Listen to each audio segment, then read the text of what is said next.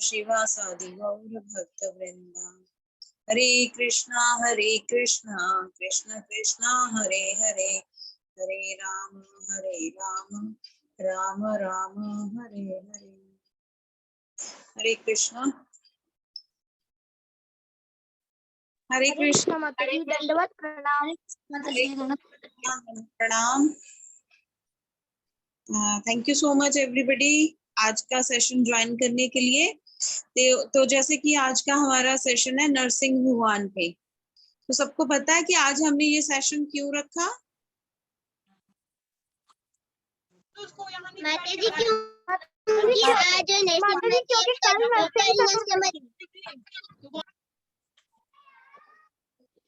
क्योंकि कल नरसिंह चतुर्दशी है।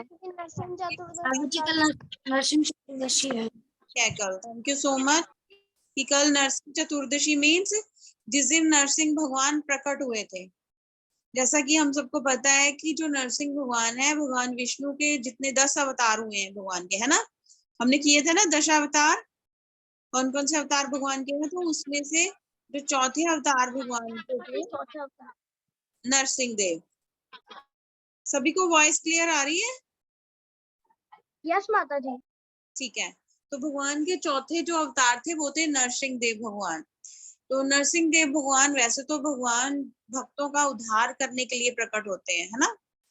तो भगवान भक्तों का उद्धार करने के लिए प्रकट होते हैं। तो यहाँ पर भी जो नरसिंह भगवान प्रकट हुए थे तो अपने भक्त प्रहलाद की रक्षा करने के लिए प्रकट हुए थे, क्योंकि प्रहलाद महाराज के जो अपने पिता थे वही उनके शत्रु बन गए थे, क्योंकि जो प्रहलाद थे वो भगवान विष्णु के भक्त थे, है ना।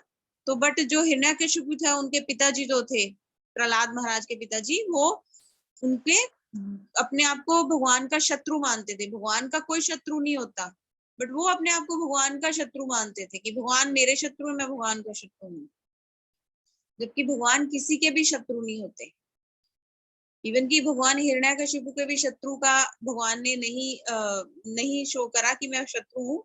उन्होंने उद्धार करा हिरण्यकशिपु का, भगवान के हाथों से उनका जो उनको मृत्यु प्राप्त हुई, तो वो भी उनका उद्धार है। जैसे कि भगवान कृष्ण के जब भगवान कृष्ण प्रकट हुए थे तो भगवान ने कितने राक्षसों का वध किया था। असल में भगवान ने उनका उद्धार किया था। भगवान के हाथों से उद्धार ही हो सकता है, ठीक है। मृत्यु के रूप में भी वरदान मिलता है भगवान से हमें। तो इस प्रकार ये कथा तो सबको पता है कि नरसिंह भगवान कैसे प्रकट हुए थे। कि जो हिरण्यकशिपु था वो एक राक्षस था, तो उसने ब्रह्मा जी से वरदान पाने के लिए कितने वर्ष तपस्या करी। उससे पहले उसने देवताओं के साथ युद्ध कर लड़ा, है ना। सब कुछ देवताओं का उसने छीन लिया, फिर भी उसको तसल्ली नहीं हुई। फिर उसने क्या सोचा कि मैं ऐसा मतलब ब्रह्मा जी से वरदान पाऊंगा कि जिससे कि मुझे मृत्यु ना आ पाए। उसने हजारों वर्षों तक तपस्या करी। तो जब उसने हजारों वर्ष तक तपस्या करी, कितने वर्ष वो खड़ा रहा तपस्या करने के लिए, तो क्या हुआ, उसके जो सिर से आग निकलने लगी, क्योंकि वो हजारों वर्षों तक खड़ा रहा था। तो सिर से आग निकलने लगी, धुआं उठने लगा। तो वो जो आग और धुआं निकलने लगा उसकी बॉडी से, तो उससे कि बाकी जो जीव जंतु थे उनको काफी तकलीफ होने लगी थी। तो जब ब्रह्मा जी ने ये देखा तो ब्रह्मा जी प्रकट हुए उसको वरदान देने के लिए। बट ब्रह्मा जी ने उसको बोला कि मैं आपको उसने ब्रह्मा जी को बोला कि मुझे ये वरदान दो कि मेरी कोई मृत्यु ना कर पाए, मेरी कभी मृत्यु ना हो। तो ब्रह्मा जी ने उनको बोला कि ऐसे कैसे हो सकता है, आपको पता है मृत्यु तो ब्रह्मा जी की भी होती है। ब्रह्मा जी का जीवन काल जब समाप्त हो जाता है, उनकी आयु जब समाप्त हो जाती है, तो फिर नए ब्रह्मा जी आते हैं। उन्होंने बोला कि मैं तो खुद इतना नहीं हूं कि मैं आपको ये वरदान दे पाऊं, क्योंकि मेरी भी मृत्यु आती है, मेरा भी दोबारा से सारा वो सिस्टम शुरू हो जाता है, तो मैं आपको ये वरदान दे ही नहीं सकता। तो फिर उन्होंने ये मांगा कि हिरण्यकशिपु ने ये मांगा कि मेरी मृत्यु जो है, मतलब उसने अपनी तरफ से ये चालाकी करी कि अगर मैं ये सारा कुछ इनसे मांगूंगा तो पृथ्वी पे या किसी भी लोक में कोई भी ऐसा जीव नहीं होगा, कोई भी ऐसा टाइम नहीं होगा, कोई भी ऐसी जगह नहीं होगी जहां पर मेरी मृत्यु होगी, है ना। तो जैसे कि उन्होंने मांगा था कि ना मेरी मृत्यु दिन में हो, ना रात में हो, ना किसी अस्त्र से हो, ना शस्त्र से हो, ना किसी नर से हो, ना किसी अन्य जीव से हो, है ना किसी जानवर से हो, तो ना घर के अंदर हो, ना घर के बाहर हो। ऐसा वरदान मांगा था ना उन्होंने। तो जब ऐसा वरदान मांगा था तो भगवान ने उसी वे से उनको मृत्यु दी। ये भगवान की कृपा होती है। हम जैसा भी भगवान से अभिलाषा करते हैं ना कि ये ना हो, वो ना हो, तो भगवान उसके अकॉर्डिंग हमारा जो सिस्टम पूरा चला देते हैं। तो भगवान ने क्या किया, नरसिंह के रूप में प्रकट हुए भगवान। जैसे ये तो सबको पता है, हमने बहुत बार कथा क्लास में करी है, हमने प्रहलाद महाराज को कितने कष्ट दिए हिरण्यकशिपु ने, क्योंकि जब वो तपस्या कर रहा था ना हिरण्यकशिपु, तो देवताओं ने क्या किया था, तो जो प्रहलाद महाराज की माता जी थी क्याधु, हिरण्यकशिपु की पत्नी जो थी क्याधु, उसको किडनैप कर लिया था। क्यों किडनैप कर लिया था? क्योंकि उस वक्त वो प्रेग्नेंट थी। तो उनको ये लगा देवताओं को कि अगर हम लोग इसको किडनैप कर लेते हैं तो इसके जो भी बेबी होगा वो भी हिरण्यकशिपु जैसा राक्षस पैदा होगा। तो जैसे हिरण्यकशिपु ने हम सबको इतनी सारी मुसीबतों में डाला हुआ है कि इसका जो आने वाला उसका जो पुत्र होगा वो भी हम सबको इन्हीं कष्टों में डालता रहेगा। तो इसलिए उन्होंने पहले देवी देवताओं ने उनकी माता को पहले ही किडनैप कर लिया। तो वो उनकी माता को खत्म करना चाहते थे ताकि वो उनके पुत्र पैदा ना हो, दोबारा कोई राक्षस पैदा ना हो हिरण्यकशिपु जैसा। बट नारद मुनि जो थे उन्होंने उनको देवी देवताओं को समझाया कि आपको ऐसा नहीं करना चाहिए। तो नारद मुनि ने क्या किया फिर, क्याधु जो उनकी माता जी थी वो उनको अपने साथ ले गए, अपने पास रखा, फिर उनको वो दिन रात क्याधु जो थी ना उसके साथ भगवान नाम की चर्चा करते रहते थे, भगवान की कथाएं उनको सुनाते थे। तो ये तो हमने पढ़ा है या सुना है शास्त्रों से, जैसे अभिमन्यु की माता को अर्जुन ने जो भी चक्रव्यूह का ज्ञान दिया था, तो अभिमन्यु अभी अपनी माता के पेट में थे तो उन्होंने सारा सुना। गर्भस्थ शिशु जो है, जो भी हम उसकी माता को कुछ कहते हैं तो वो सुनता है अंदर से, वो समझता है अंदर से। तो इस प्रकार जब नारद मुनि भगवान नाम सुनाते थे क्याधु को, तो वो प्रहलाद महाराज तक डायरेक्टली पहुंचता था। इट मीन्स कि प्रहलाद महाराज को अपने बर्थ से पहले ये कृपा प्राप्त हो गई थी, भगवान नाम उनको सुनने को मिल रहा था। तो इस प्रकार जो उन्होंने सिचुएशन में भगवान के बारे में सुना, जब हम लोग किसी के बारे में बहुत ज्यादा अच्छा सुनते हैं तो नेचुरली हम लोग उसके प्रति अट्रैक्ट हो जाते हैं। ऐसे होता है ना, किसी के बारे में भी हम लोग सुनते हैं तो अट्रैक्ट हो जाते हैं। तो इसी प्रकार जैसे हम भगवान के बारे में सुनते जाते हैं ना, वैसे ही हम भी भगवान के साथ अट्रैक्ट हो जाते हैं। तो इस प्रकार प्रहलाद महाराज जो थे उन्होंने अपने बर्थ से पहले ही भगवान के बारे में सब कुछ सुन लिया था। तो भगवान के प्रति अट्रैक्ट हो गए थे, भगवान के भक्त बर्थ से पहले ही बन गए थे वो। जैसे ही वो इस संसार में आए तो वो हमेशा उनको यही कोशिश रहती थी कि मैं भगवान की भक्ति करूं। ठीक है, तो इस प्रकार वो भगवान की भक्ति ही करते थे, भगवान नाम ही सबको सुनाते थे, जहां भी बैठते थे तो सबके साथ भगवान नाम की चर्चा करते थे। एक भक्त का ये स्वभाव होता है कि वो कहीं भी जाता है, किसी भी सिचुएशन में होता है, चाहे सुख में हो चाहे दुख में हो, क्या भी प्रॉब्लम कुछ भी हो, शारीरिक प्रॉब्लम हो, मानसिक प्रॉब्लम हो, कोई भी प्रॉब्लम हो, तो वो भगवान नाम करना नहीं छोड़ता, भगवान नाम के बारे में सुनना नहीं छोड़ता। तो इसी प्रकार प्रहलाद महाराज को उनके पिता ने कितने कष्ट दिए, कभी उनको पहाड़ से फेंका, कभी उनको पागल हाथियों के आगे फेंक दिया, कभी उनको गरम तेल में बिठाया, कभी उनको होलिका जो उनकी बहन थी उसको एक साड़ी प्राप्त थी, वरदान के रूप में मिली थी, जिसको पहन के वो अग्नि में बैठती थी तो उसकी बॉडी नहीं जलती थी। तो फिर हिरण्यकशिपु ने ये भी करके देख लिया कि वो उसको अपनी बहन को बोला, होलिका को बोला कि आप इसको गोदी में लेके अग्नि में बैठ जाओ ताकि ये स्वाहा हो जाएगा और आप तो बच ही जाओगे, आप पे तो अग्नि का कोई असर नहीं होगा। पर क्या हुआ, भगवान ने वहां पर भी प्रहलाद महाराज की रक्षा करी। तो क्या हुआ, होलिका जो वो बिल्कुल पूरी जल गई और अब प्रहलाद महाराज को कोई कष्ट नहीं आया, उनका बाल बांका भी नहीं हुआ। तो जिसकी रक्षा भगवान करते हैं उसको कोई कुछ नहीं कह सकता, कुछ नहीं उसका कोई कर सकता। कहते हैं ना कि राखे कृष्ण मारे के, जिसको भगवान जिसकी रक्षा करते हैं ना उसको कोई मार नहीं सकता, और मारे कृष्ण राखे गए, जिसको भगवान ने मारना हो उसको कोई बचा नहीं सकता।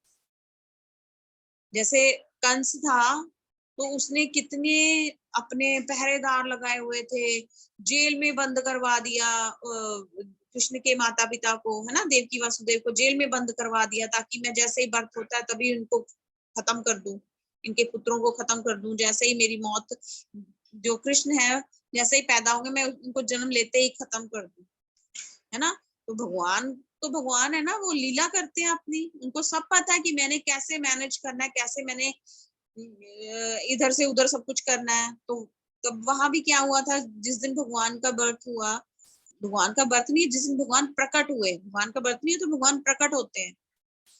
जब भगवान एक शिशु के रूप में भगवान ने प्रकट होना था, तो उससे पहले चतुर्भुज रूप में भगवान ने देवकी को दर्शन दिए कि मैं आपके पुत्र के रूप में आ रहा हूँ आपके पास, चतुर्भुज रूप में दर्शन दिए उन्होंने। तो क्या हुआ था कि जेल सारी अपने आप खुल गई थी, जो जेल में जो थे सिपाही थे वो सारे बेहोश हो गए थे, किसी को कुछ नहीं पता चला। ये भगवान ने लीला रची थी ना कि चुपचाप वो जेल से निकल के वासुदेव जी को मैसेज, उनको नंद महाराज को मैसेज गया, नंद महाराज के यहाँ पुत्री हुई थी, तो फिर वसुदेव जी लेके गए उनको जेल के, जब दरवाजे खुल गए यशोदा मैया के पास, वो उनकी पुत्री को लेकर आ गए, तो कृष्ण को वहां छोड़ के आ गए। फिर सुबह कंस को पता चलता है कि इनके बेटी हुई है, तो उसको भी पटक देते हैं, ऐसे महामाया जो थी है ना। तो इस प्रकार ये भगवान की लीला होती है कि राखे कृष्ण मारे के, मारे कृष्ण राखे के। जिसकी भगवान रक्षा करना चाहते हैं उसको कोई मार नहीं सकता, बट जिसको भगवान मारना चाहते हैं उसकी कोई रक्षा कर नहीं सकता। तो भगवान ने कंस का वध कर ही दिया, है ना, एक बालक ही थे जब भगवान ने कंस का वध कर दिया। तो इस प्रकार बहुत सारे कष्ट दिए प्रहलाद महाराज को। फिर एक बार अपनी जो महल था वहां पे खड़े होकर, सभा में खड़े होकर ये बोला कि तुम हर वक्त ये कहते हो कि हर कण कण में विष्णु है, यहाँ भी विष्णु है, वहां भी विष्णु है, आपको तुम्हें हर जगह विष्णु दिखाई देते हैं, तो क्या इस खंबे में भी विष्णु है? प्रहलाद महाराज जैसे एक भक्त होता है उसका भगवान पे विश्वास होता है, ये एक दृढ़ विश्वास होता है एक भक्त का कि मैं जो बोलूंगा डेफिनेटली मेरे भगवान वो करते हैं, वो ये सही है वो। तो उन्होंने बोला कि हाँ इस खंबे में भी भगवान है। तो फिर हिरण्यकशिपु को गुस्सा आया, उसने बोला कि मैं इस खंबे को ही तोड़ देता हूँ। जैसे ही उसने ऐसा कहा तो भगवान नरसिंह देव प्रकट हो गए, नरसिंह देव प्रकट हुए। नर आधे नर थे और आधे सिंह थे वो। तो जिस दिन भगवान प्रकट हुए थे वो दिन कल है, कल के दिन नरसिंह चतुर्दशी बोलते हैं इसको। चतुर्दशी के दिन भगवान प्रकट हुए थे, संध्या के समय प्रकट हुए थे। डिवोटीज इस दिन फास्ट भी रखते हैं ना। तो जब भगवान प्रकट हो गए तो उनका आपस में युद्ध चला, करते करते भगवान उनको उनके महल की दहलीज तक ले आए थे। तो भगवान ने जो हिरण्यकशिपु ने वरदान मांगा था वो भी भगवान ने पूरा कर दिया। उसका वरदान भी यही था ना कि ना मैं अंदर मरूं ना बाहर मरूं, भगवान उसको दहलीज पर ले आए थे। और फिर उसने मांगा था कि ना मैं आसमान में मरूं ना जमीन पे मरूं, तो भगवान ने उसको अपनी लैप में डाल लिया था, लिटा दिया था, अपनी गोद में लिटा दिया था। फिर उसने मांगा था ना दिन हो ना रात हो। उस टाइम ना दिन था ना रात थी, 10 का टाइम था, जैसे सूरज छिपने का टाइम होता है वो टाइम था, ना दिन थी ना रात थी। फिर उसने मांगा था ना मैं अस्त्र से मरूं ना शस्त्र से मरूं, ना भगवान ने उसको मारने के लिए किसी अस्त्र को यूज करा ना शस्त्र यूज करा। तो भगवान ने क्या किया, अपने नाखूनों से उसका जो आंतड़ियां थी उसको ऐसे फाड़ दिया था, उनके पेट को फाड़ के उसकी आंतड़ियां निकाल के भगवान ने उसको गले में अपने डाल लिया था। इतना गुस्सा भगवान को आया हुआ था, इतना गुस्सा, इसने मेरे भक्त को इतने कष्ट दिए हैं, तो इसलिए भगवान को इतना गुस्सा आया था। तो एक छोटे से बालक, एक छोटे से भक्त के लिए भगवान इतने ज्यादा, भगवान ने अपना उग्र रूप दिखाया था। तो जब भगवान इस सिचुएशन में थे तो उनको फिर जब हिरण्यकशिपु का वध हो गया तो उनको शांत करना बहुत जरूरी था, कि भगवान का गुस्सा शांत करना बहुत जरूरी था। तो सभी देवी देवता भगवान को देख के डर रहे हैं, वो लक्ष्मी जी से जाके प्रार्थना कर रहे हैं कि आप जाइए आगे। जैसे होता है ना कि घर में पापा को गुस्सा आता है तो मम्मा को सारे आगे करते हैं कि मम्मी उनको हैंडल कर लेंगी, इसी प्रकार सभी देवी देवता जो थे वो लक्ष्मी देवी के पास गए कि ये आपके हस्बैंड है, आप ही इनको शांत कर सकती हो, इतने गुस्से से आप ही इनको निकाल सकते हो। लक्ष्मी देवी कहती है मैं भी नहीं ये कर सकती, इतना गुस्सा। वो भी देख के हैरान थी, ये कभी भी इतना गुस्सा नहीं इन्होंने करा, अब मैं भी इनको शांत नहीं कर सकती। वो रूप भगवान का देख के वो भी डर गई थी। तो फिर क्या हुआ, सभी ने प्रहलाद महाराज को बोला। प्रहलाद महाराज छोटे से बालक भगवान के पास जाते हैं तो भगवान को प्रार्थना करते हैं। जब वो भगवान से प्रार्थना करते हैं तो धीरे धीरे भगवान का क्रोध कम होने लगता है। उनको देख के, अपने भक्त को देख के भगवान इतने विदीर्ण हो जाते हैं। तो फिर जैसे होता है ना कि कोई शेर होता है या बिल्ली होती है कोई, तो जिसको वो प्यार करते हैं उसको चाटते हैं। तो भगवान का जब गुस्सा शांत होता है वो प्रहलाद महाराज को गोद में लेके उनको चाटने लग जाते हैं, क्योंकि भगवान एक एनिमल का रोल कर रहे थे उस time. Half human half animal थे भगवान उस टाइम। तो इस प्रकार भगवान का गुस्सा शांत। तो जो नरसिंह भगवान है, अदरवाइज भगवान की कोई भी इनकारनेशन है, आप किसी भगवान की इनकारनेशन की करते हो, पूजा करते हो, प्रार्थना करते हो, अटैचमेंट आपकी होती है भगवान के साथ, देन डेफिनेटली भगवान आपका हर जगह अपना सानिध्य भगवान देते हैं आपको, अपना प्रेम देते हैं भगवान आपको। जैसे एक पिता पर आप लोग आश्रित होते हो, अपने फादर पे आश्रित होते हो ना, डेफिनेटली आपके फादर भी आपको ये चीज से ये फीलिंग अंदर होती है, ये मेरा पुत्र है या ये मेरी पुत्री है, ये मेरे पे डिपेंड है, इसलिए ये मेरा फर्ज बनता है इनको हर चीज प्रोवाइड करना है, इनकी रक्षा करना। सेम वे जब आप भगवान पे डिपेंड हो जाते हो हर चीज के लिए, तो वो भगवान सोचते हैं कि ये मेरा है, ये मेरा है, तो मैंने इसकी रक्षा करनी है। तो ये कथा तो सबने सुनी है, तो जो लेटेस्ट कथाएं हैं जो चीजें हमारे शास्त्रों में लिखी थी, तो ये हमने मतलब कि हमारी डिस्कशन बहुत बार हो चुकी है। बट मैं कुछ लेटेस्ट कथाएं भी आप लोगों के साथ शेयर करना चाहती हूँ, जो कि हमारे डिवोटीज ने शेयर करी। कि उन सच में ये नहीं हम लोग कह सकते हैं कि नरसिंह भगवान जो है वो एक जस्ट मूर्ति है, ये भगवान की एक मूर्ति है, किसी लकड़ी की या किसी पत्थर की मूर्ति है या किसी मिट्टी की मूर्ति है ना।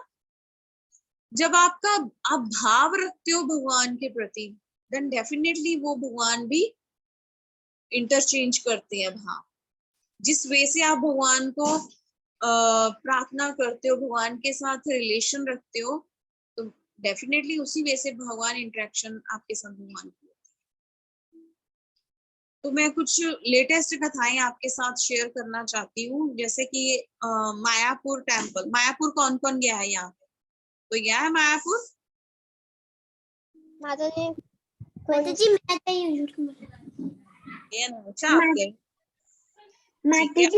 हूँ।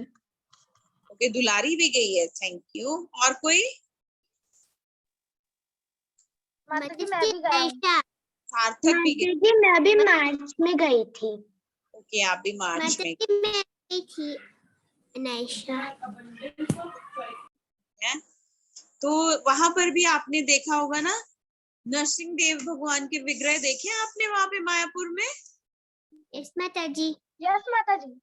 आपने देखे ना, वो कुछ अलग से विग्रह है ना वहां पर, जो विग्रह है वो थोड़े अलग से हैं, है ना? वो जैसे हम लोग नॉर्मल हमारे घर में होते हैं विग्रह, वो थोड़े से शांत होते हैं, है ना? तो जो वहां पर विग्रह है वो ये है ना, मायापुर में। यस माता जी, वहाँ पर उनका थोड़ा उग्र रूप है। ये देखो, ये उग्र रूप है ना भगवान की, देखो बड़ी बड़ी आंखें, मुंह खुला हुआ है भगवान का। अभी हाथ तो यहाँ पर विजिबल नहीं है, हाथ हाँ यहाँ पर थोड़ा विजिबल नहीं है। तो गुस्से से भगवान ऐसे जैसे किसी शिकारी को पकड़ना होता है ना, अपने नाखून ऐसे खोले हुए भगवान ने, और जो उनकी मुद्रा है, जो उनका मतलब कि पोस्चर है, वो ऐसे है कि वो अपने शिकार को पकड़ने के लिए रेडी है। उग्र नरसिंह जिसको बोलते हैं, उग्र रूप में। उग्र क्या होता है? उग्र होता है भयंकर, गुस्से वाला। तो वहां पर मायापुर में भगवान के उग्र नरसिंह देव है। हम लोग नॉर्मली उग्र नरसिंह देव की पूजा करना बहुत डिफिकल्ट है। तो ये कथा मैं वहां से शुरू करती हूँ, जब वहां पर उग्र नरसिंह की स्थापना अभी तक नहीं हुई थी मंदिर में, मायापुर के टेम्पल में नहीं हुई थी। तो क्या था कि मायापुर का टेम्पल जो था, वहां पर जब नरसिंह देव नहीं थे, तो उसके जो आसपास का एरिया वो थोड़ा खतरनाक होता था। वहां पर नॉर्मली मायापुर टेम्पल में जो डाकू लोग थे वो आक्रमण करते थे। डाकू लोग आक्रमण करके सब कुछ लूट के ले जाते थे वहां से।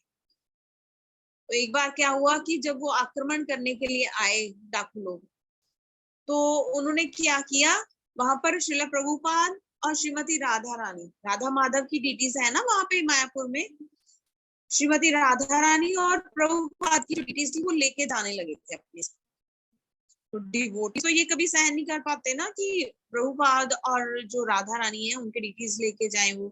तो डिवोटीज ने भी बराबर उनका मुकाबला किया, गोलियां भी चली वहां पर। एक डिवोटी की टांग में तब गोली लगी थी, उनकी टांग काटनी पड़ी थी तब। तो अभी तो मुझे याद नहीं वो डिवोटी होंगे, बहुत साल पहले मैंने सुना था कि वो हैं अभी तक वो डिवोटी। तो ऐसे ना डाकू हर बार हमला कर देते थे वहां पे मंदिर में।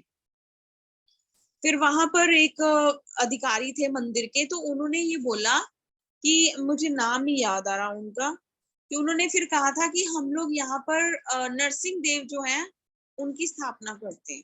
क्योंकि नरसिंह देव जो होते हैं वो रक्षा के लिए होता है, कि वैसे तो भगवान के हर इनकारनेशन रक्षा के लिए होती है, बट नरसिंह देव स्पेशली माने जाते हैं कि किसी चीज की या किसी जगह की या किसी मतलब कि हम लोग किसी भी फिजिकली चीज से सफर कर रहे हैं जैसे भी, तो नरसिंह भगवान से प्रार्थना करोगे ना, तो डेफिनेटली वो आपकी जो डिजीज कोई भी होती है ना वो डिमोलिश हो जाती है।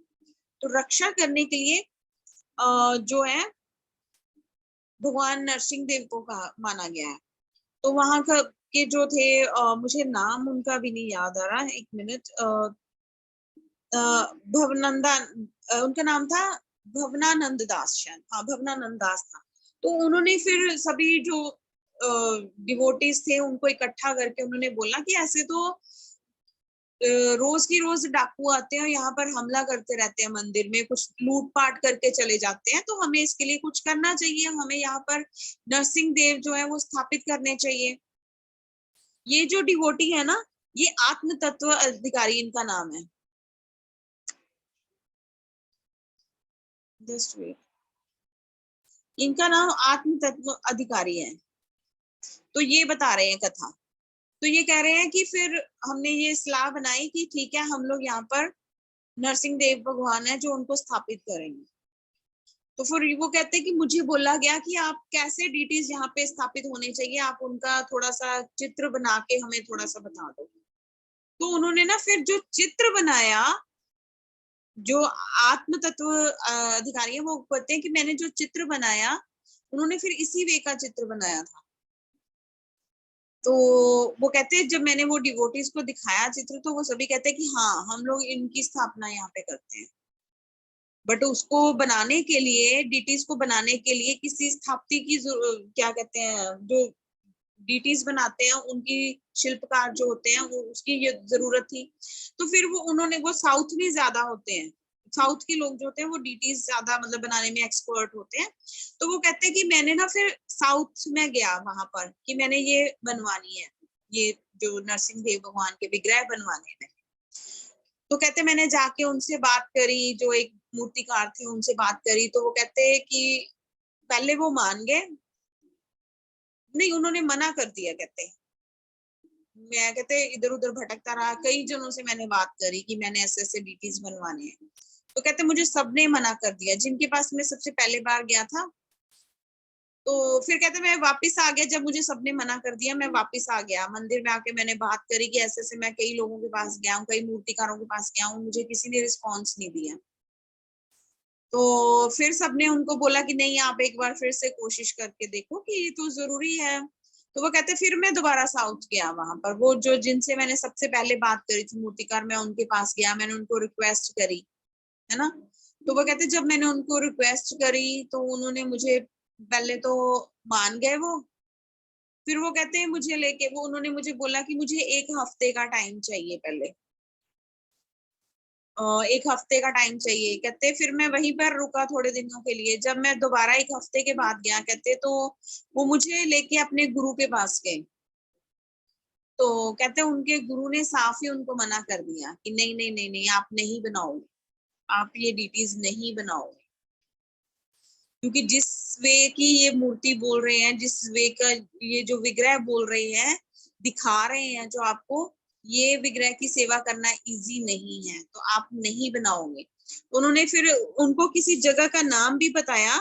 उन्होंने बोला कि उस जगह का नाम है मैसूर के रास्ते में एक जगह पड़ती है। तो उन्होंने बोला कि वहां पर इस वे के जो इसी तरह के नरसिंह देव थे, तो उनकी पूजा होती थी। जब उनकी पूजा प्रॉपर तरीके से होती थी तो वहां पर पूरी चहल पहल थी उस इलाके में। वहां पर रथ यात्राएं निकलती थी, मतलब जुलूस निकलते थे अच्छे तरीके से, मतलब भगवान का कीर्तन होता था, हर चीज होती थी। बट कहते जब भगवान की उन्होंने प्रॉपर तरीके से वो उपासना करनी बंद कर दी, तो आज वो जो इलाका है मैसूर के पास है वो जगह प्रॉपर, तो आज वो इलाका जो है वहां पर सब कुछ तहस नहस हो गया, कोई भी नहीं बचा उस इलाके।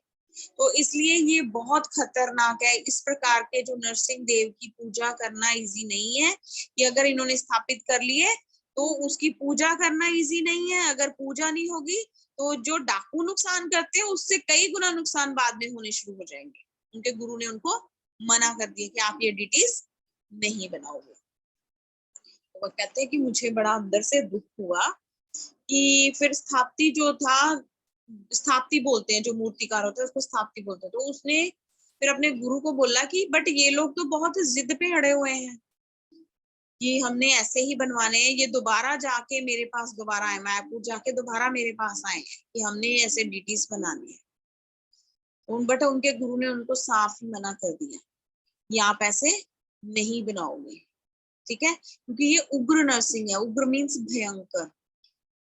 तो आप इनकी मतलब आप इनकी पूजा प्रॉपर तरीके से नहीं की जा सकती। बट वो कहते हैं कि कुछ दिनों के बाद रात में जब वो स्थापति सो रहे थे तो उनको एक सपना आया। उस सपने में उनके गुरु ने आके उनको बोला कि अगर ये तो हरे कृष्णा वाले हैं, अगर ये आपको बोल रहे हैं ये विग्रह बनाने के लिए, तो आपको ये विग्रह बनानी चाहिए। सपने में आके उनको गुरु ने। जैसे वे सुबह उठे तो उन्हें एक पत्र प्राप्त हुआ, उनके गुरु का पत्र था वो। उन्होंने उसमें परमिशन दे दी कि आप ये डीटीज बना सकते हो। ये जो नरसिंह देव भगवान के डीटीज मायापुर में, ये उनकी बात कर रही हूँ मैं, उनके यहाँ स्थापित होने से पहले की बात है ये। तो फिर जब उनके गुरु से उनके परमिशन मिल गई तो उन्होंने इनको बोला, है ना, प्रभु जी को बोला कि ठीक है मैं रेडी हूँ, मैं बना के आपको दे दूंगा, ठीक है। तो वो कहते हैं कि मैं बहुत खुश हुआ कि चलो ये बना के दे देंगे मुझे। तो उन्होंने 6 महीने का टाइम मांगा उनसे कि मैं 6 महीने के बाद आप मेरे पास आके ये विग्रह ले जाना। कहते ठीक है, मैं बड़ा खुशी खुशी वापस मायापुर आ गया।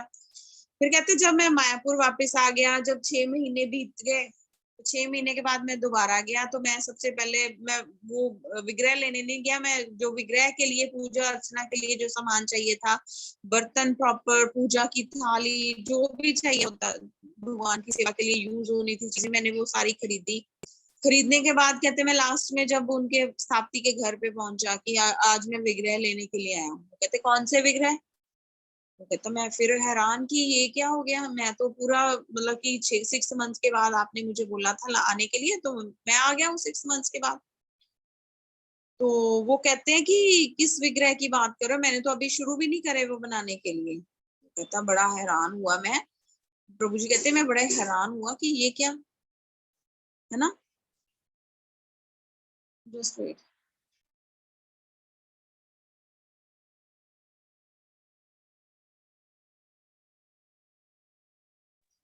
तो उन्होंने बोला, प्रभु जी ने बोला कि आप तो मेरे साथ ऐसे बात कर रहे हो कि जैसे कि मैंने कोई उखल बनानी होती है, किसी पत्थर की उखल बनानी होती है कि आपने मुझे ऑर्डर दिया और मैंने बना दिया।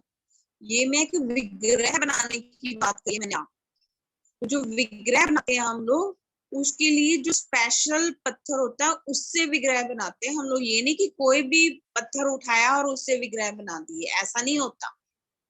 तो हमें प्रॉपर चेक करना पड़ता है कि जिस पत्थर को हम लोग 7 बार अच्छे तरीके से 7 जगह पे पीटते हैं, अगर उन सभी जगहों पे हम लोग सुनते हैं, कोई वॉइस हमें सुनाई देती है, जैसे हमारे हार्ट बीट होती है, तो इसी प्रकार उस पत्थर से अगर हमें कुछ वॉइस सुनाई देती है, इट मीन्स कि उसमें जान है, उसमें लाइफ है। तो उसी पत्थर से हम लोग जो है वो मूर्ति बनाते हैं, विग्रह बनाते हैं।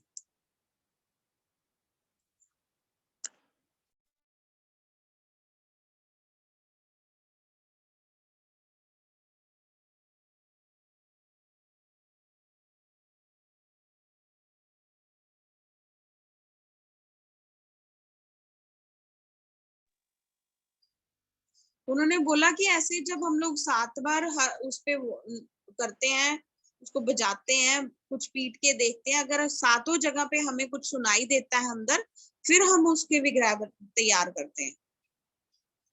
तो वो कहते हैं कि मैं तो बड़ा हैरान था कि अभी क्या होगा, मैं फिर वापस आ गया। थोड़े दिन कहते मैं रुका वहां पे, तो मैंने क्या देखा कि थोड़े दिन उनको मैं ऑब्जर्व करता रहा, वो ढूंढते रहे, पत्थर ढूंढते रहे जिससे विग्रह बनाना था। फिर उनको एक पत्थर मिल भी गया। तो जब वो पत्थर मिल गया तो कहते वो कितनी कितनी देर वो पत्थर को बैठते, कितने दिन वो पत्थर को देखते ही रहे। चौक हाथ में था, जैसे हम लोग ड्रॉ करके कुछ उसको फिर शेप देते हैं ना, तो इस प्रकार वो चौक हाथ में लेके कितने दिन, वो 10 दिन ऐसे ही बैठे रहे कि मैं क्या इसका करूंगी, एक रेखा तक नहीं उन्होंने खींची उसमें। तो वो कहते मैं बड़ा हैरान, मैं फिर वापस फिर उनसे टाइम मांगा, तो उन्होंने बोला चलो ठीक है, इस बार आप मुझे 3 महीने का टाइम दो। ठीक है, तो 3 महीने का टाइम लेके वो चले गए। फिर दोबारा मायापुर कहते मैं आ गया। तो जब मैं 3 महीने के बाद फिर आया, तो जस्ट उन्होंने एक रेखा ही खींची थी उस पे। फिर कहते मैं सोचूं कि अभी ये कितना टाइम लगाएंगे, फिर उन्होंने कुछ टाइम मांगा कि आप मुझे 1 वीक का टाइम दो। अब उन्होंने 1 वीक का टाइम मांगा, तो कहते चलो ठीक है। फिर कहते मैं वापस आ गया। तो कहते 1 वीक के बाद, तो इस दौरान क्या हुआ, कहते कि उन्होंने 1 वीक के अंदर वो डिटेल्स थे जो थे वो बना दिए थे, उग्र नरसिंह के वो सेम एज इट इज बना दिए थे। पहले तो उन्होंने ये बोला, बनाने से पहले उन्होंने बोला, शास्त्रों में ये चीज लिखी गई कि जो आपने मुझे जिस प्रकार के डिटेल्स बोला है बनाने के लिए, कि उनकी आंखें बड़ी बड़ी लाल होनी चाहिए, उनके पंजे ऐसे होने चाहिए, उनके घुटने ऐसे होने चाहिए, उनका मुंह ऐसे गुस्से से होना चाहिए, उनका मुंह इतना खुला होना चाहिए, पूरा उन्होंने एक शास्त्र है, मूर्तिकारों का ये शास्त्र होता है जो मूर्तियां भगवान की बनाते हैं, तो उन्होंने पूरा पढ़ के उनको सुनाया कि यहाँ पर ये लिखा गया है कि इनकी जो उपासना करनी बहुत टफ है। उन्होंने बोला कि हमें पता है कि बहुत टफ है, बट हमारे पास अब कोई रास्ता नहीं था। तो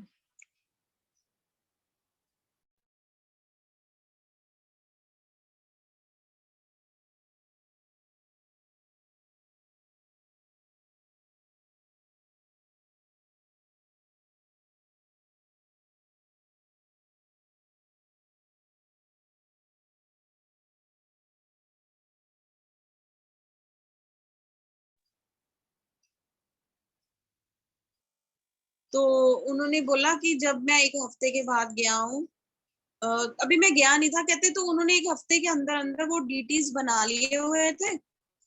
वो डीटीज बना लिए, तो उनके मित्र के घर में उनको कुछ कार्य था, कुछ फंक्शन था उनके मित्र के घर में। तो कहते वो डीटीज बना के वो अपने मित्र के घर चले गए। वो बारिशों का मौसम था, बरसात का मौसम था, जैसे जुलाई अगस्त में बारिशें काफी होती है ना, सावन का महीना होता है, तो कहते उन दिनों में काफी बारिश होती थी, हो रही थी। तो वो अपने मित्र के घर किसी कार्य से चले गए। तो पीछे से क्या हुआ कि इनके घर में झोंपड़ी में आग लग गई, जबकि वो उस दिन बहुत ज्यादा बारिश पड़ रही थी, बट इनकी झोंपड़ी में आग लगी। तो जो इनके आस पड़ोस के सभी लोग थे, उन्होंने जाके इनको इन्फॉर्म करा कि इधर बारिश हो रही है इतनी तेज और आपके घर में आग लगी हुई है।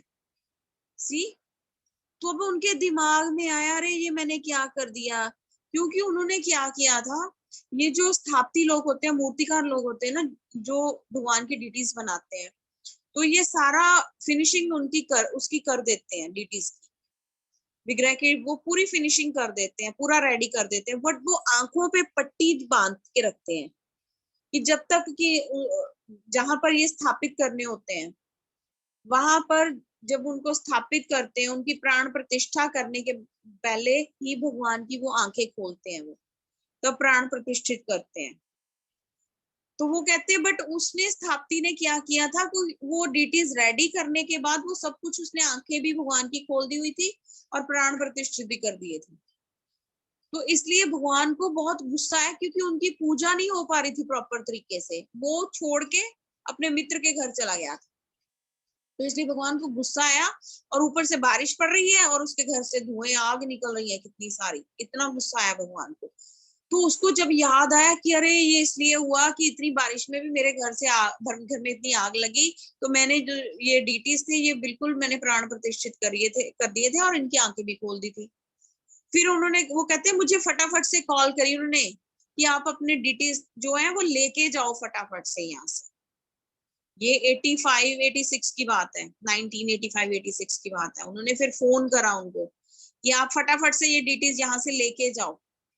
फिर वो कहते कि मैं वो डिटेल्स लेके आया हूँ। जब मैंने, ऐसे होता है ना कि कई जगह जब एक जगह से दूसरी जगह आप कोई चीज लेके जाते हो, कोई भी आपको टैक्स देने पड़ते हैं या कुछ भी है, तो वो प्रभु जी कहते हैं कि मुझे कहीं भी कोई इशू नहीं आया, जो भी पेपर वर्क होना था सब कुछ अपने आप होता गया, क्योंकि ये भगवान का ही सारा प्लान था कि भगवान वहां मंदिर में आके स्थापित होना चाहते थे।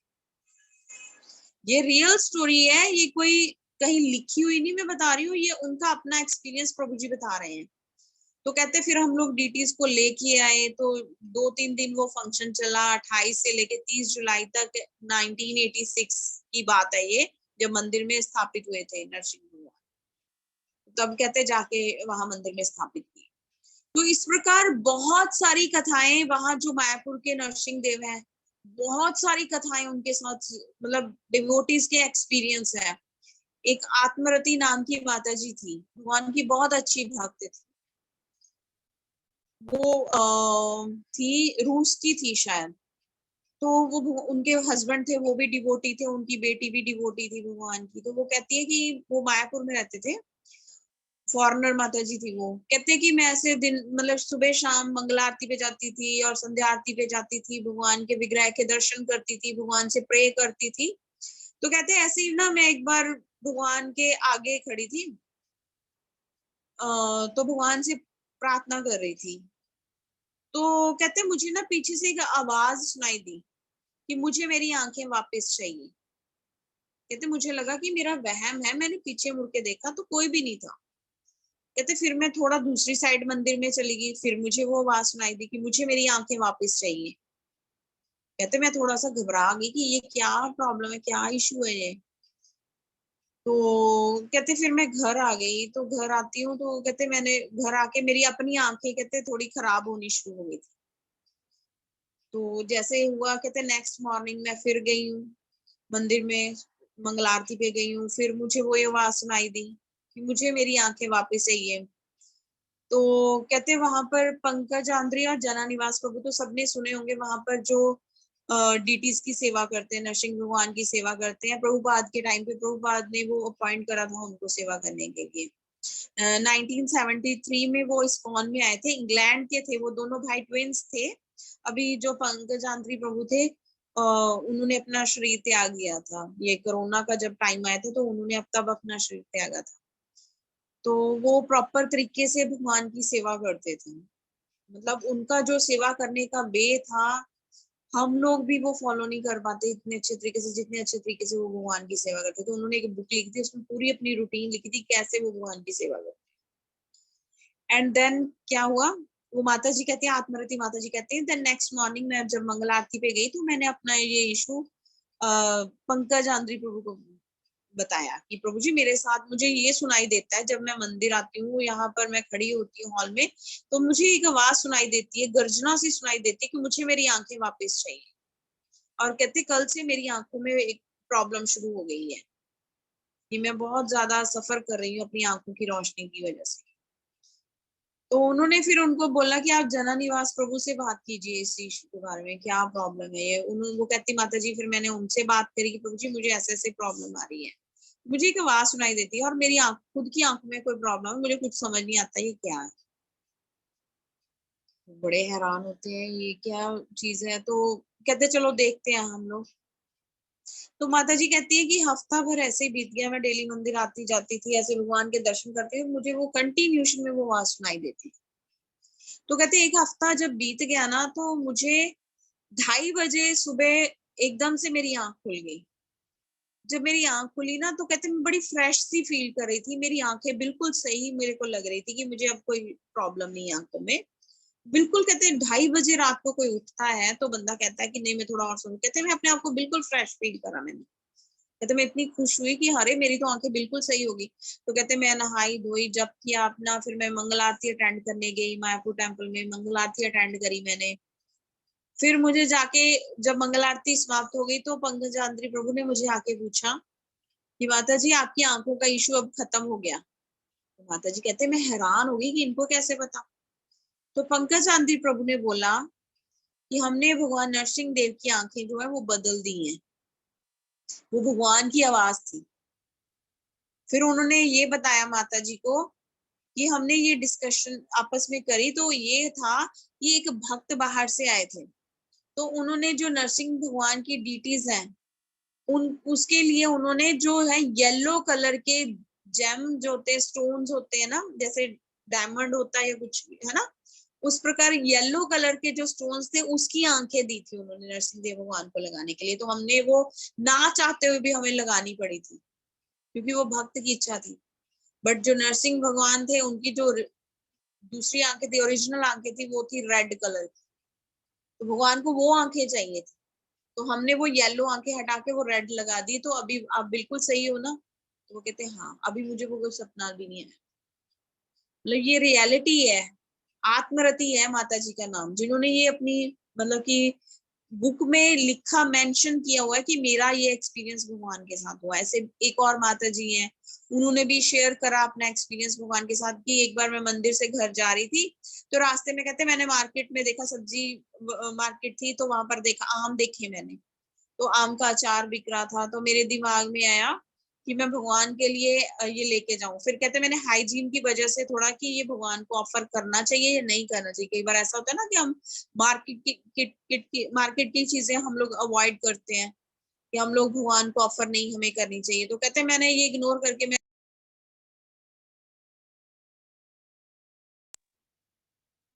रात को जब मैं सोई हूँ, तो कहते मुझे सपना आया, सपने में आके मुझे भगवान बोल रहे हैं कि मेरा आम का अचार कहाँ है। ये भगवान है, रेसिप्रोकेट करते हैं भगवान हमारे साथ। बहुत सारे डिवोटीज की ऐसी कथाएं हैं। एक और भक्त है, वो अपना एक्सपीरियंस बताते हैं कि उनके जो पिताजी हैं वो हमेशा उनके साथ आर्गुमेंट करते हैं, इस बात को करते थे, इस बात को लेके। मायापुर में है वो भी डिवोटीज फैमिली है, वो डिवोटी फैमिली। तो वो कहते हैं मेरे पिताजी हमेशा हमेशा मेरे साथ आर्गुमेंट करते थे कि जो राधा माधव है और जो नरसिंह देव है वो दोनों डिफरेंट है। तो कहते मैं उनको हमेशा बताता था कि नहीं दोनों सेम है। तो कहते एक बार मेरे पिताजी ने मेरे साथ शेयर करा कि जब वो मंगल आरती के टाइम खड़े थे, नरसिंह देव भगवान नरसिंह आरती के दौरान नरसिंह भगवान के आगे खड़े थे, तो उनको राधा माधव का चेहरा वहां पे नजर आया। 20 सेकेंड ही सेड कि 20 सेकेंड वो अपनी आंखें मल मल के देखी कि मुझे क्या दिखाई दे रहा है। कई बार ऐसा होता है ना कि हमें कुछ अटपटी चीज नजर आए तो हम लोग अपनी आंखें मलते हैं। तो वो कहते मेरे पिताजी ने मुझे बताया कि 20 सेकेंड मैंने खुद राधा माधव का जो फेस है वो देखा वहां पे, नरसिंह देव भगवान की जो विग्रह थे उनके ऊपर लगा। ये डिवोटीज का एक्सपीरियंस है। और भी बहुत सारी कथाएं हैं ऐसे, बहुत सारी नरसिंह देव भगवान की। आप भगवान से प्रे करते हो, जैसे एक और माता जी है, एक और माता जी की कथा है, माता जी बताती हैं कि वो बहुत अच्छी भक्त थी भगवान की। तो एक बार आके पंकजाद्री प्रभु से उन्होंने डिस्कशन करी कि ऐसे ऐसे मेरे को वो माता जी तो जो थी ना वो डीटीज को कलर करने का काम करती थी। तो उन्होंने पंकजाद्री प्रभु को बताया कि मेरे कुछ हेल्थ इश्यूज हैं, कि उसकी वजह से मुझे इनवाइट किया गया है, थोड़ी दूर मायापुर से थोड़ी दूर जगह है, वहां पे मुझे इनवाइट किया गया है भगवान के डीटीज को कलर करने के लिए, बट मैं अपनी हेल्थ इश्यूज की वजह से नहीं जा पाती हूँ। तो पंकजाद्री प्रभु कहते हैं कि मैंने उनको बोला कि आप भगवान से, नरसिंह देव भगवान से प्रे करो, देन डेफिनेटली आपका जो इशू है जो खत्म हो जाएगा। तो वो कहते हैं कि हाँ, मैंने भगवान से प्रे करी कि मैं आपकी सेवा करना चाहती हूँ, अपने इस शरीर से सेवा करना चाहती हूँ, क्योंकि ये हमारा शरीर हमारा नहीं है, ये भगवान के लिए मिला है, हमें भगवान की सेवा करने के लिए मिला है। माता जी कहती हैं कि मैंने प्रार्थना करी नरसिंह देव भगवान से, मैं आपकी सेवा करना चाहती हूँ, तो उसके लिए मैं अपना शरीर सही करना चाहती हूँ। तो वो कहती है वेरी नेक्स्ट डे मैं बिल्कुल भली चंगी हो गई, मुझे कोई ऐसे लग रहा था कि मुझे कोई इशू नहीं है, कोई प्रॉब्लम नहीं। ऐसे एक बच्ची जो है वो 8 साल की थी, शायद 2003 की बात है ये, 2003 में वो 8 साल की थी। हाँ, तो मतलब 1995 का बर्थ था उस लड़की का, एंड 2003 की बात है कि वो मायापुर में ही घर की जैसे होते हैं ना बांस के घर होते हैं, तो वहां पर गिर गई थी, सिर के बल गिर गई थी।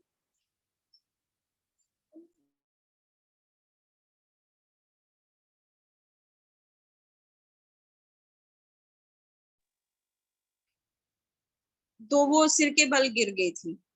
तो एक प्रभु जी बताते हैं कि हमने उनको पूरा, उसको डॉक्टर के पास लेके गए, चेक करवाया, सब कुछ मतलब कि ठीक आया था, उसका कोई उसको प्रॉब्लम नहीं है। बट कहते 3 दिन के बाद उसके नाक में से एक अजीब तरीके से पानी बहना शुरू हो गया था, ब्लड आना शुरू हो गया। तो हम लोग डर गए थे, तो फिर हम लोग उसको स्पेशलिस्ट के पास लेके जाने के मतलब लेके गए उसको, मायापुर से थोड़ी दूर जगह वहां पे लेके गए हम लोग गाड़ी में भी। उसका बहुत बुरा हाल था, मतलब आंखें उसकी बिल्कुल जो व्हाइट पोर्शन होता है वो बिल्कुल रेड हो गया था। और हमें जाके कहते पता चला, डॉक्टर ने हमें बताया कि इसकी बॉडी मतलब ब्रेन का जो हिस्सा मतलब कि डैमेज हो गया है कुछ हिस्सा, जो कि हमें प्रोटेक्ट करता है, लिक्विड होता है हमारे ब्रेन के अंदर, वो प्रोटेक्ट करता है हमारे ब्रेन को, वो कहते फट गया है। और वो पानी जो आ रहा था उस वो ही लिक्विड निकल रहा था उसके ब्रेन में से।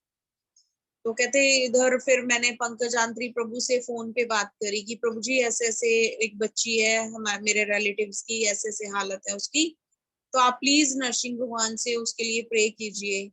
उन्होंने बोला, पंकजाद्री प्रभु ने बोला कि ठीक है, मैं सुबह मंगल आरती के बाद जो टाइम होता है श्रृंगार का भगवान का, उस दौरान मैं भगवान से स्पेशल प्रेयर करूंगा इस बच्ची के लिए। तो कहते वही टाइम फिक्स था, उस बच्ची के टेस्ट वगैरह दोबारा होने थे। पंकजाद्री प्रभु ने वो डीटीज जो थी मंगल आरती के बाद भगवान के श्रृंगार के टाइम के दौरान जो टाइम था सेवा का टाइम था, तो वहां पर पंकजाद्री प्रभु कहते हैं उन्होंने प्रॉपर प्रेयर करी भगवान से उस बच्ची के लिए।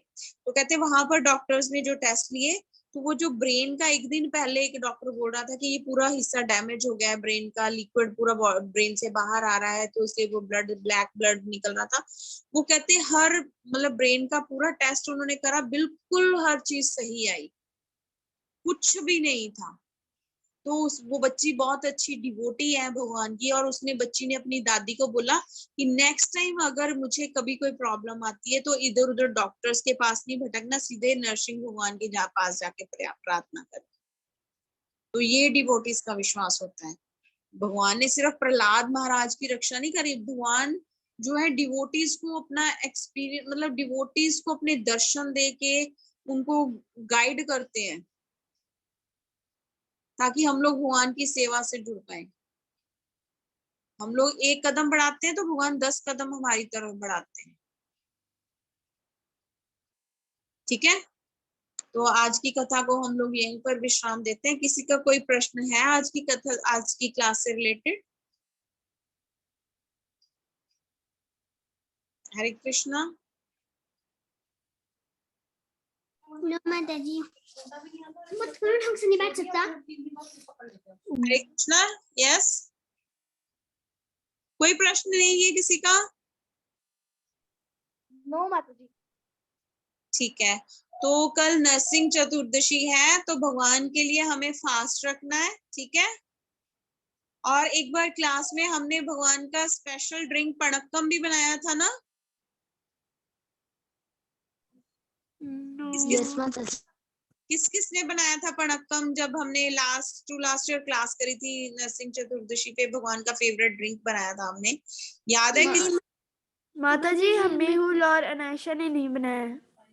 ओके, तो मैं आपको बता देती हूँ कि कल नरसिंह चतुर्दशी पे आप भगवान को ऑफर कर सकते हो। भगवान का फेवरेट ड्रिंक है कि जब भगवान गुस्से में थे एकदम, तो भगवान को शांत करने के लिए वो ड्रिंक भगवान को दिया गया। ठीक है, तो वो ड्रिंक कैसे बनाते हैं? नॉर्मल पानी में आपने क्या करना, गुड़ होता है ना, गुड़, अगर गुड़ अवेलेबल नहीं है तो आपने नॉर्मल शक्कर ले लेनी है, गुड़ का जो पाउडर होता है शक्कर ले लेनी है, चीनी नहीं लेनी, गुड़ का पाउडर शक्कर, वो लेके आपने पानी में घोल लेना, उसमें नींबू निचोड़ लेना और थोड़ा सा अदरक का जूस मिला लेना उसमें। ठीक है, तो उसकी ऑफरिंग करते हैं भगवान को। माता जी अदरक को जो मिक्सचर होता है उसमें मतलब पानी मिलाना है अदरक में, फिर उसे जो मिक्सी होती है उसे उसमें रोल ग्राइंड करके करना है। आप ग्राइंड करके अगर करना चाहते हो, ग्राइंड करके ना आपने क्या करना है, एक कपड़े में अदरक को ग्राइंड करके रख लेके ना उसको निचोड़ देना है, पानी, उसका जूस निकाल लेना है। ओके माता जी। नहीं डालना, आपने कुछ ड्रॉप्स डालने हैं बिकॉज काफी वो स्ट्रॉन्ग हो जाता है फिर। यस माता जी। ओके माता जी। ठीक है, माता जी एक बार आप रिपीट करेंगे? हाँ, नॉर्मल पानी में आपने गुड़ डालना है या गुड़ की शक्कर डालनी है। ठीक है, और उसमें नींबू निचोड़ लेना है, और नींबू निचोड़ के आपने उसमें जो अदरक का जूस थोड़ा सा डाल लेना है। अदरक का डालना नहीं तो कड़वा हो जाएगा, थोड़ा सा डालना है जस्ट फ्लेवर के लिए। ठीक है, ओके यस माता जी। यस माता जी। इसकी आपने, इसको बोलते हैं पणक्कम, ये भगवान को ऑफर करना चाहिए। ठीक है, ओके, तो हम लोग अभी नर्सिंग आरती स्टार्ट करते हैं। अनायशा आप स्टार्ट कर दीजिए। यस माता जी Anaisha and Mehul. Yes, you both can. माता जी मैं एक मिनट में करताल लेके आती हूँ। ठीक है ठीक है, आप शुरू कर दीजिए।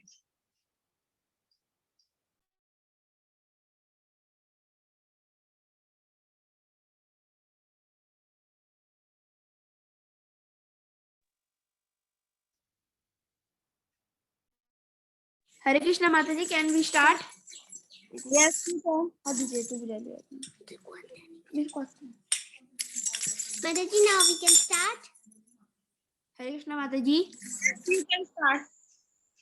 नमस्ते नरसिंहाय, नमस्ते नरसिंहाय, प्रहलाद लाद दायिनै, प्रहलाद लाद दायिनै, हिरण्यकाशिपुवक्षः,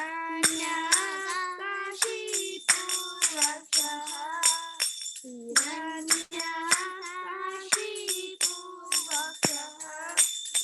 शिलाटङ्कनकाराहे, शिलाटङ्कनकाराहे, नरसिंहा करतो नरसिंहा, दो नरसिंहा करतो नरसिंहा, नरसिंहमदिं शरणं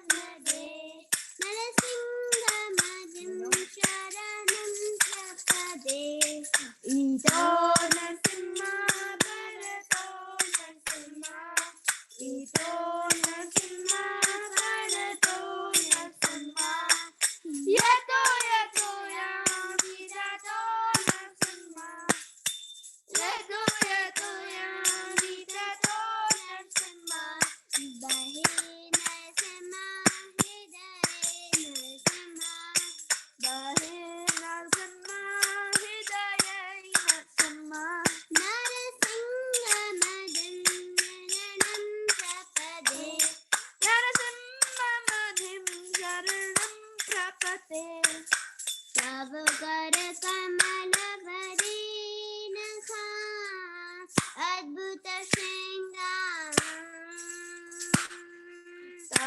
कर कमल बहे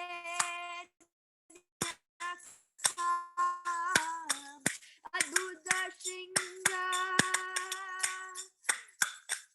लालिता हिरण्यकशिपो तरुणेन्द्रा ओ नरसिंहा परेशो नरसिंहा ईशो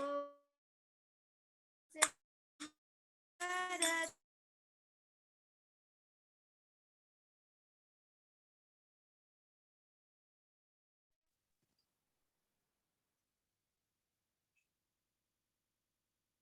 हरे कृष्णा।